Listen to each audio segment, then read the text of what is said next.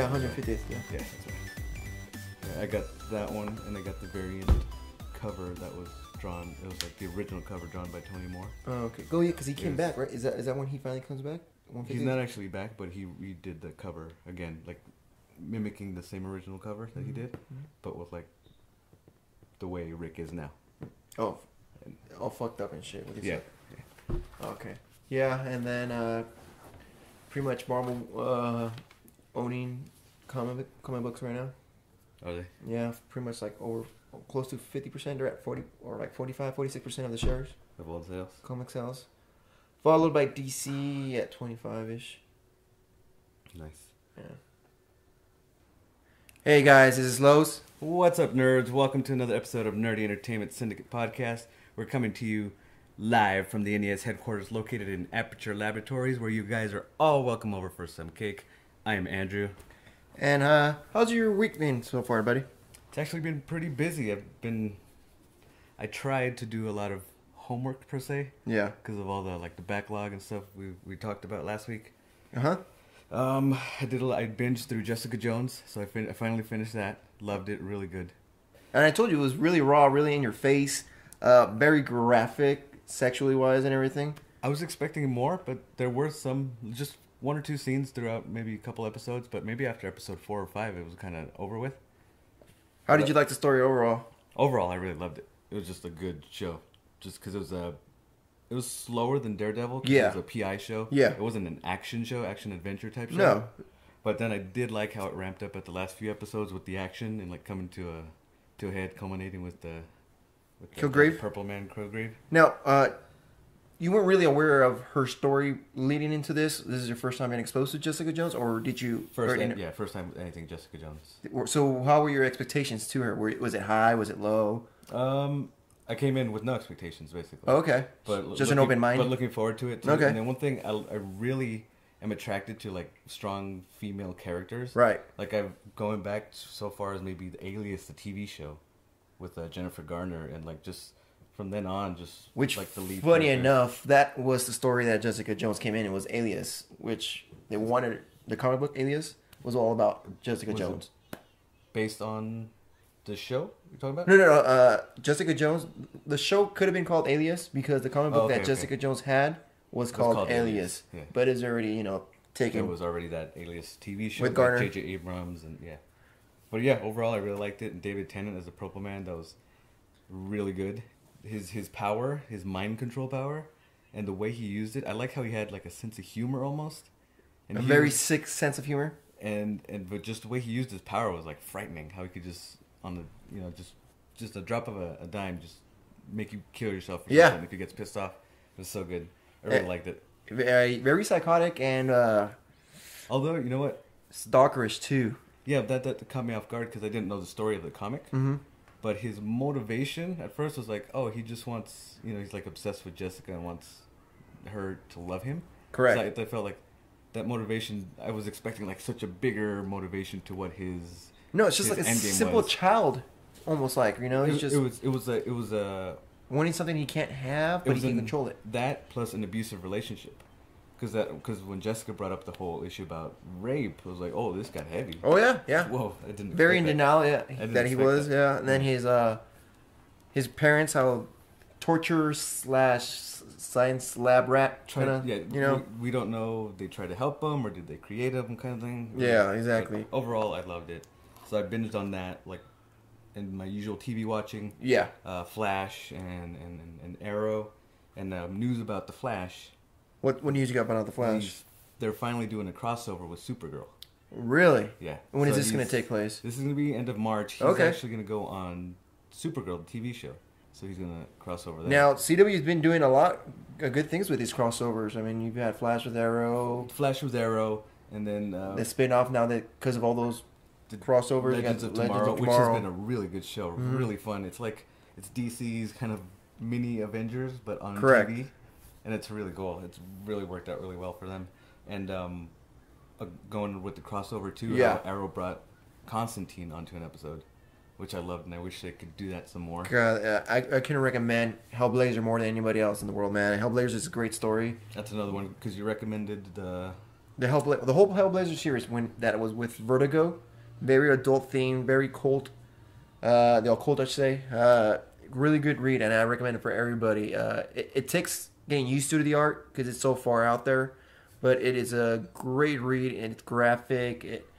It doesn't pull punches, and very adult oriented, but it's a great story. I mean, there's so many things about it. The character Constantine, he's a jerk, an asshole, a hero, the anti-hero, the villain. He plays all great parts on that. Yeah, because he's selfish, but yet he's doing good things, and he's got like an attitude. And he still cares about people. And it's like, he's got like a bunch of dimensions to him. But go back to the crossovers. Getting into big news for today. We're actually recording this on Super Bowl Sunday. Correct. And a lot of like movie stuff came out, like the movie commercials and 30-second spots. Yeah, a lot of tells on those trailers.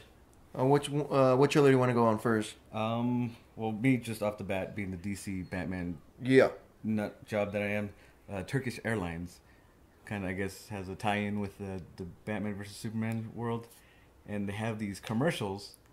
It's almost like a trailer ad commercial. Because it deals with the Turkish Air flights, and it involves them stating that they have new flights going to Gotham. To Gotham and one to Metropolis. So it's two different commercials, and they incorporate like Bruce Wayne. Bruce Wayne is in it. The character Bruce Wayne. You see Ben Affleck come out of this building, and he's Bruce Wayne. You see him on a plane, and he's talking about how he's donated and his company's provided how he's involved with that Turkish Airlines, and they talk about Gotham, how he's rebuilding Gotham or to what it is today. To what it is today, like it's not the dark, gritty, dirty Gotham that we all are accustomed to. And that was a Gotham TV spot, and then there's Metropolis. Exactly. Going back to Gotham real quick, they show Ace Chemicals.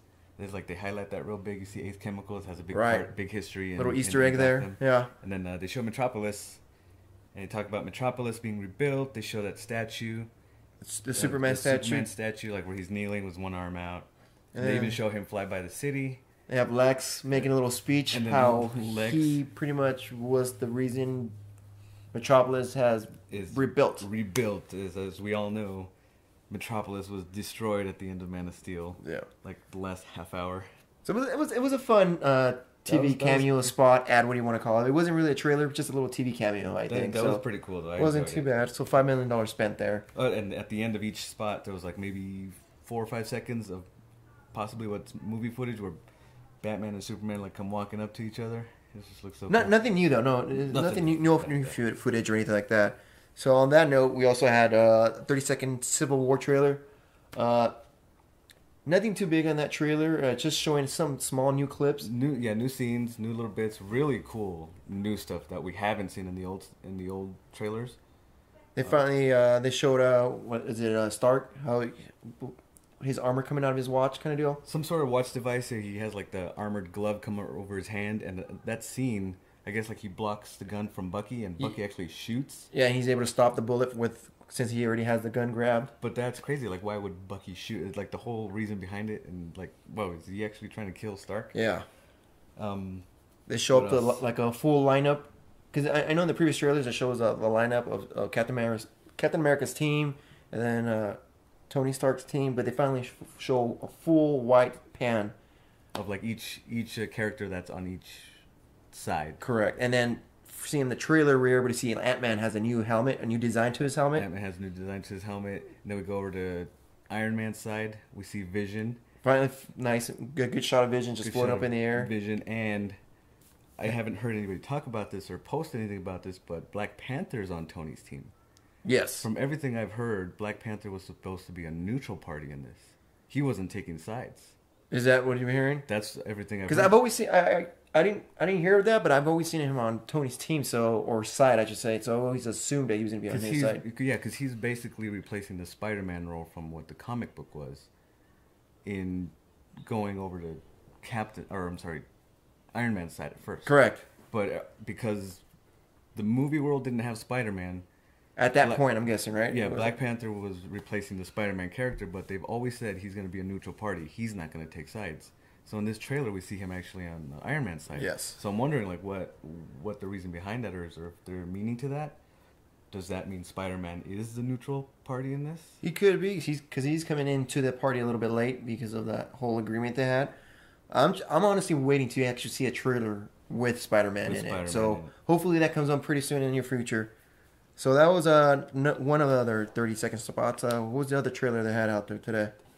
I like the Teenage Mutant Ninja Turtles 2 TV spot. A little big reveal on that one. Big reveal. They actually show Krang and his body, his big armored body that he's his in. Bald head. Yeah. What did you think? I mean, it was a quick clip and it was fast. But what did you think about it? I liked it, and the overall tone of this new little 30-second spot is like, this is very cartoony. It's very almost over the top cartoon. So it should hit the heart, the kid part of everybody that grew up with this. It's gonna go nostalgia towards the cartoony stuff, I guess. The 90s. Is what it looks like. Yeah, but just because the quips and the lines from Michelangelo, and then the end, Raphael crashes into that plane, like that window gag. He smashes. Oh yeah, with the tongue out and just gliding out. Yeah, but going back to Krang, I really liked it. You can see that some of like fleshy human arms he had on the quick clip they had. His head. The big, just that big bald looking head. Mute character, that's his body. And then finally seeing not his whole face, just seeing an eye. You see in the little abdomen part of the big body. Yeah. Krang, the brain comes and shoots out, like it hits the glass. So that was cool. I enjoyed that. That wasn't too bad. And then the next trailer they showed was the X-Men.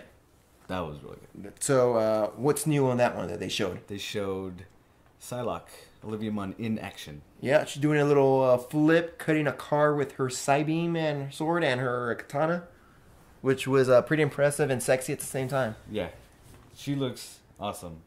Like seeing her in action, because I've seen her social media stuff where she's practicing her kicks and her sword moves and stuff. Yeah, her karate. So she was like really putting the effort into it. And talking about that, have you seen that little new, just a little, it was a clip, it wasn't a trailer or anything like that, just a little funny gag? Yeah, she actually posted on her Instagram, it was like a shot of her, she's doing the little sword trick. With her katana? Yeah. And then like the camera pans over and it's Ryan Reynolds with a balloon sword. The sword balloon. And does the boop. And kind of like leans over and smacks Olivia in the head with it. So that's cool. So I hope, I don't know, is this incorporating, because this is the same universe with the Fox. It is, and so and just having him there makes you think: is he gonna be in it? Like, is there gonna be a little cameo? I mean, a little Easter egg there. Who knows? But it's exciting. Yeah, that's the culmination of the Deadpool world now. Like actually with the X-Men world being in this world, and Fox really, because we already know that he's having Colossus in his movie. So X-Men exactly. So. Yeah. Who knows, right? Maybe he might be. Did you see that last Deadpool clip with he's doing the superhero landing? No, I didn't see that one. It was about like a minute-long clip. Okay. And he's like, what's the Gina Carano's character is like and jump down from some height, and Deadpool's like, she's gonna do the superhero landing. She's gonna do the superhero landing, and she gets down in that pose. Yeah. She jumps off, lands in that pose, and it's the scene where he's like, he's just calling it out. Yeah, where she beats Colossus. Yeah. And the Negasonic teenage girl's on the phone. Oh yeah, he cracks awake. Oh no, we'll wait for you. Yeah. But that was cool. Like that little gag, like the superhero landing. All right, and then what other trailer they showed up? Super Bowl. We had what else? The Bourne. Jason Bourne, the new Bourne movie. I'm pretty excited. So they have the trilogy. Of course, the trilogy with Matt, and then they have the other one with Renner. Jeremy Renner. Yeah. Uh-huh. The original one was based off 3 original books, right? Correct. That was all there was, right? Yeah. And then Jeremy Renner, which I believe it parallels the Bourne movies. That I never saw. I never saw that movie. And then I believe it was hearsay. I don't know. I'm not sure, but I believe they talked about both of them being in the movie. I don't know if Renner's going to be in this movie. He wasn't in the 30-second spot. He wasn't. No. But it was just the first time showing anything on Bourne. But it was cool seeing Matt Damon back, and he looks all jacked up, beating people up. It's pretty cool. And also, there was another 30-second. Well, it was 30-second trailer. It was more of an ad. It wasn't a trailer. Sorry. Well, it was a commercial for the new Coke mini can or something. Yeah, and it showed Hulk and Ant-Man.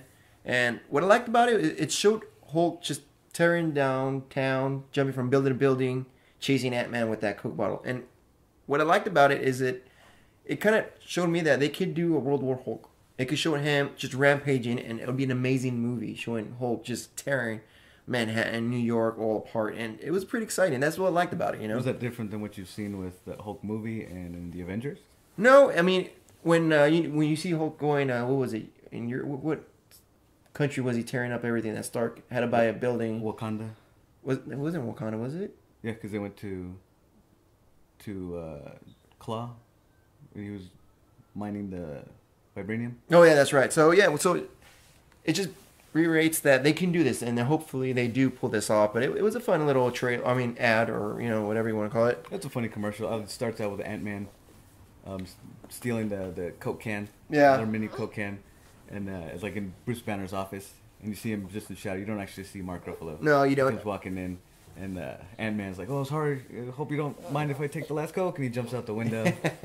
And then you hear him turn into the Hulk, and he smashes out of the window, and then causing all that chaos chasing after Ant-Man. And that's when you show Hulk jumping from building to building and finally corner him. He corners him, and then you finally like, okay, Ant-Man tosses over the can, but then because it's a small can, is whatever the new Fat Fingers can, He couldn't open the can. Those Whopper hands, we know what to do with. But yeah, it was a fun little commercial. It was pretty cool. It looks like they spent just on the commercial alone with the special effects, and yeah, it looks like they spent a lot of money on it. Yeah, but hey, they were using it in the Super Bowl, so you know what I mean, they're already throwing money away. It's pocket change to these guys. Yeah. And just forgot to mention this. Also, they had a small tease of Mr. Freeze for the show of Gotham. Gotham coming back. Yeah, you can actually go to YouTube and just look up Wrath of the Villains, and they'll show a quick clip of Mr. Freeze. They show him shooting his gun, and just seeing Mr. Freeze, it reminded me of Captain Cold. Yeah, because he had the he had a beanie, he had the glasses. That coat, that winter coat that goes over the big fluff. Yeah, so I mean they're keeping it pretty realistic, nothing too crazy, not the Mr. Fantastic we're all used to seeing in the comic books, the TV show, the cartoon. Mr. Freeze, you mean? Yeah, so it'll be fun to see him when he finally shows up for the show.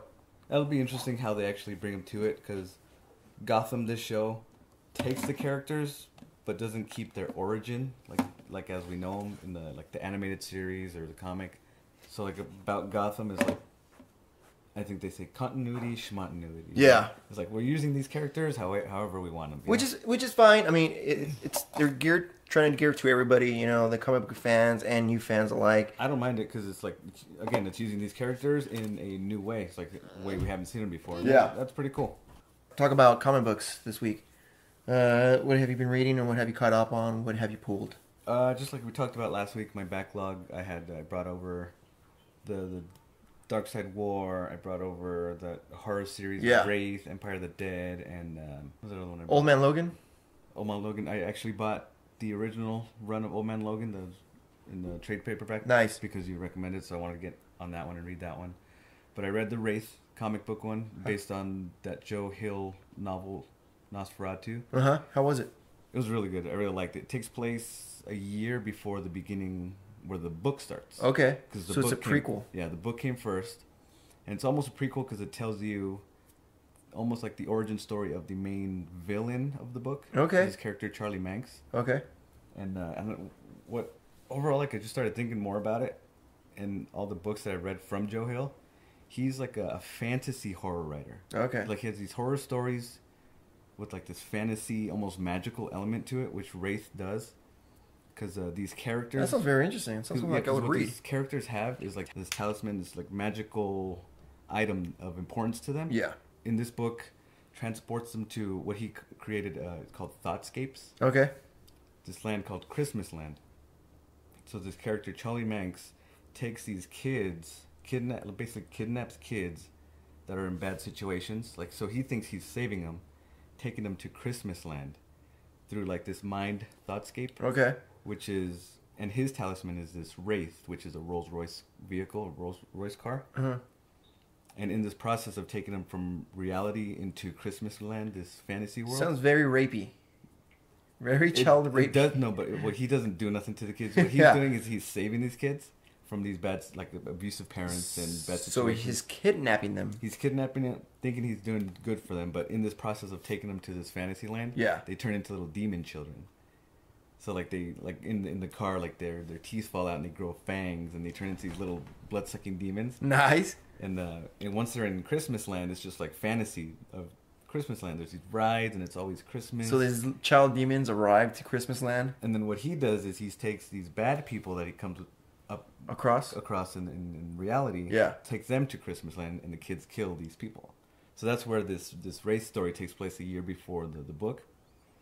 And so it's really, demon child murdering bad people. It's interesting. Crazy. Yeah, this fantasy horror stuff. Sounds like a good read. Right. I really like his stuff. He's a really talented writer because the characters, a lot of the characters, he has the villain, the hero of the story, and he really creates these characters where you sympathize with both sides. So it makes you connect and understand that villain, which how I always say the villain never sees himself as the villain. Yeah, they're the hero in their own world. Yeah, in this comic series, the hero in this little 7-issue series is this dad who lost his kid because kid has some illness, takes him to a hospital, yep. And because they don't have insurance, they get turned away, and his kid ends up dying.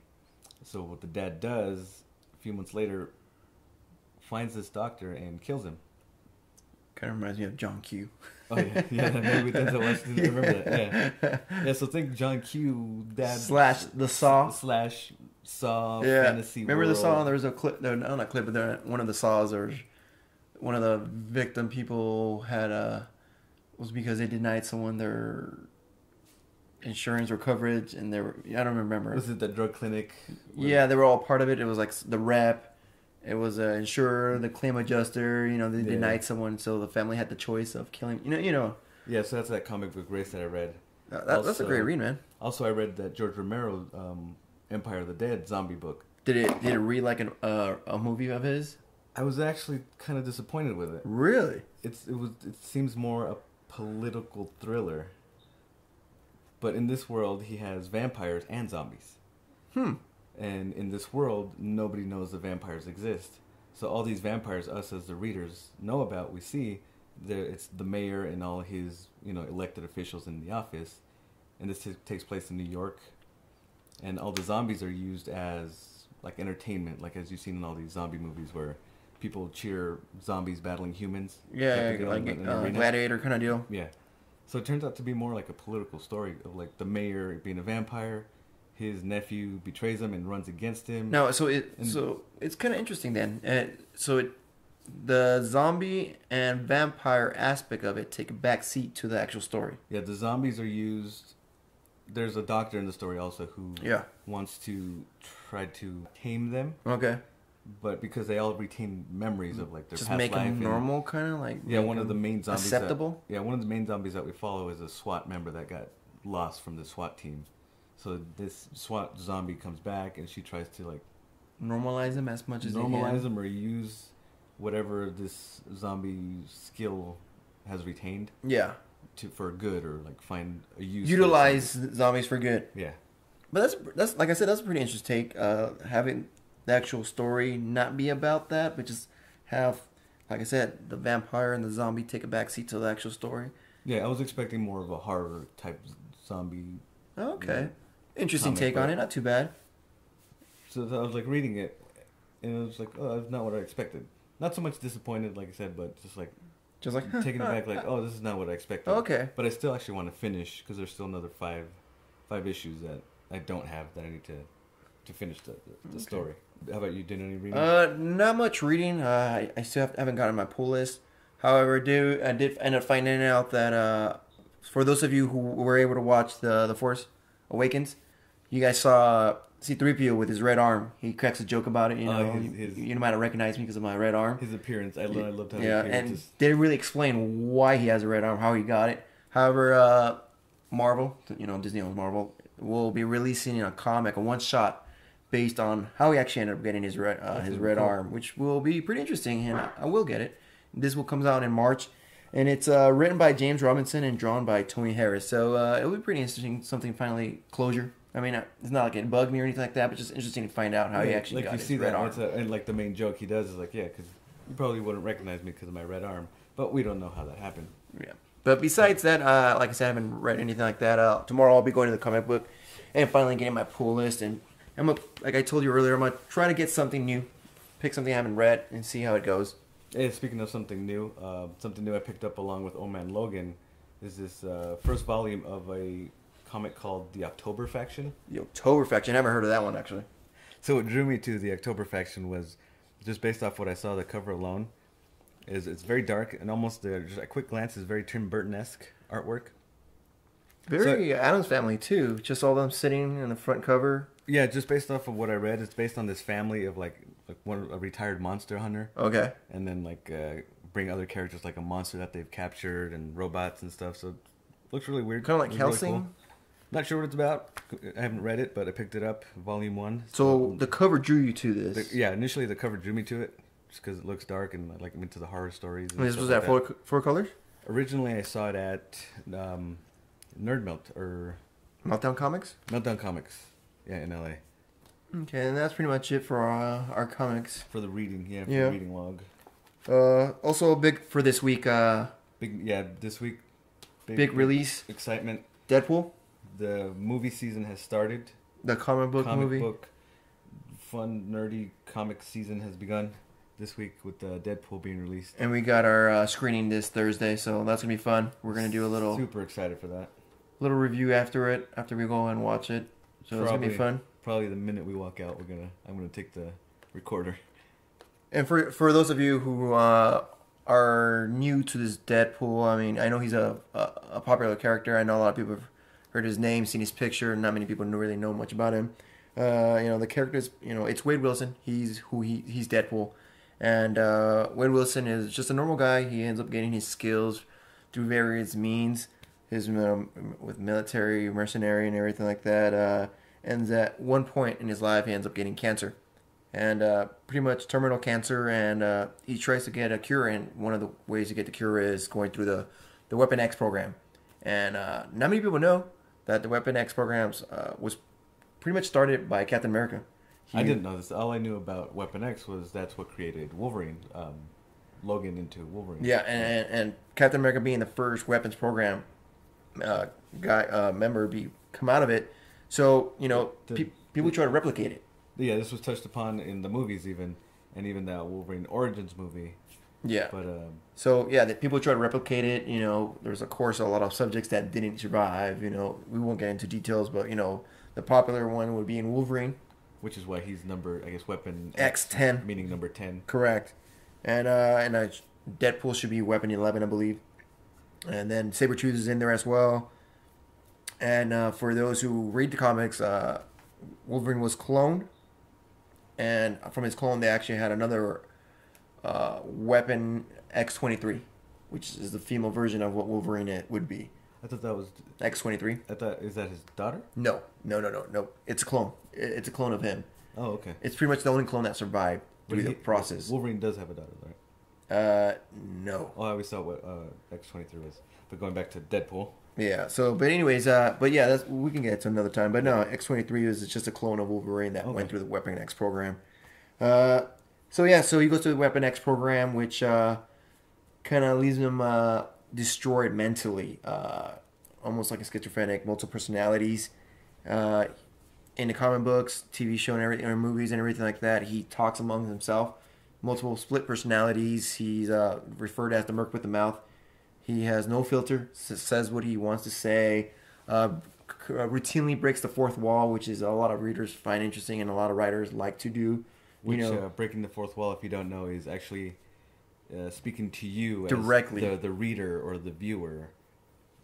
And through the comics and cartoons and everything, he routinely acknowledges, talking that he is a character being written and everything else. And you can even see in the trailers that he's speaking directly to the camera, talking. So besides that, that's pretty much just a quick gist of who Deadpool is. So he came out of the weapons program pretty much destroyed. Out of that program, he was able to get Wolverine's rapid healing abilities, which is actually a little bit better than Wolverine's. He heals 10 times faster than Wolverine. Faster, and even with chopping off his head, he can still survive. He can still survive, which it's touched upon in the comic books. There's a zombie head Wolverine. I mean, not Wolverine, a zombie head Deadpool. And so his healing ability is fast. His mind is shattered. He's the anti-hero. I mean, he doesn't really stay with a specific side. He just goes with the wind. He chooses whatever he wants to do, whatever fits him. Always falls in love with someone in the comic books, you know, the affection of someone, and he's just a fun character, fun anti-hero, and I can see why a lot of people gravitate towards him. He's just a silly, not perfect hero that doesn't fit the mold, you know. Yeah. And he kills and he cusses and you know pretty much every teen's idea of what a hero should be, kind of deal. You know what I mean? But that's quick a gist of it of you guys that didn't know what or who Deadpool really was, and go see the movie and you know you'll get a more better feel of who he will be. Yeah, you'll see this character like what we just explained, the project that he goes through, how he turns out with his mind, you know, how he talks to himself, talks to us, the viewers and readers. And it's just like overall, I'm hearing very good things about this movie. Yeah, all positive reviews. And I've stayed away from any other new, you know, leaked footages because I want the experience to be raw. Everything about this movie has been positive vibe, good word of mouth ever since the release or that leak of that little 2-3 years ago. Yeah, 5-minute trailer. Yeah, piece of that little action piece, set piece on the freeway. That and the fans responding so well to it, you know, retweeting it, talking about it, and just so much storm behind it. So you know, which is amazing. You know that people like us, you know, geeks, nerds, what do you want to call us? How you know we've helped push this medium towards the masses. You know, back in the days, people used to, you know, keep this hush and hush and not really talk of that. They used to read comic books. Now it's in the forefront of media and everything out there. You know, there's newer. It's the biggest part of popular culture. It is, and you know, who would have thought this would be pop culture right here? Comic books, video games, movie. You know, so that's fun. And that, I mean, I got nothing else after that, really. Yeah, so we're super excited about the Deadpool coming out this week. We'll report to you guys on that. We'll probably have a quick little movie quickie on that right after the movie, right after we see it. And also this week we just saw news that our comic shop that we do this movie premieres with is going to start selling the tickets for Batman v Superman. Monday, mañana. So this for us, since we're filming right now. Yeah, on Sunday. The day after we're recording this. So this week for the Geek Club members, and then general public after that. But yeah, man. So go buy tickets. Come join us. Enjoy screening a movie if it's your first time with a comic book shop. Yeah, I'll post this on my Instagram and my Facebook feed. If you guys are interested, come join us. It's a fun time.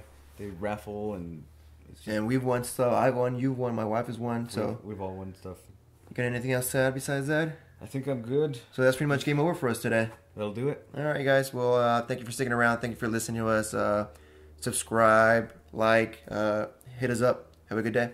Also share. Definitely share. Get more people listening to this nerdy talk. Even if you guys aren't into it, share it to somebody you know who's into it. Yeah, let us know if any improvements, grow with us, Constructive criticism, we'll take it. Let us know. Leave comments. Definitely hit the like button, the little thumbs up. And we're still working on getting the just audio feed only. We're going to probably set that up next couple days. Yeah, so wait for that one. All right, guys. Have a good day. See ya.